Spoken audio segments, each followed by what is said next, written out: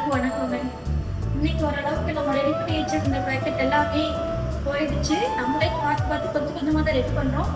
அதுலேயும் இன்னைக்கு நிறைய ஐட்டம் நம்மளுக்கு சேல் ஆயிருக்கு. குறிப்பிட்டு சொல்லணும்னா நவதானிய கோதுமை மாவும் உளுந்து மிக்ஸி இந்த 2 நாளும் நல்ல மூவிங்கிறது நம்மக்கிட்ட பர்ச்சேஸ் பண்ண எல்லாத்துக்குமே ரொம்ப நன்றி. இப்போ நேற்று எங்கள் அக்கா பொண்ணு கோதுமை மாவு வாங்கிட்டு போயிருந்தாங்க. தம்பி அதுக்கான ரிவ்யூ கொடுத்துருந்தாங்க. கோதுமை மாவில் ரெடி பண்ணி கொடுத்த சப்பாத்தி சூப்பராக இருக்குது, சப்பாத்தி ரொம்ப பிடிச்சிருக்குன்னு. அது என்ன சொல்கிறது, பார்க்கும்போது மனசுக்கே அவ்வளோ சந்தோஷமாக இருந்துச்சு.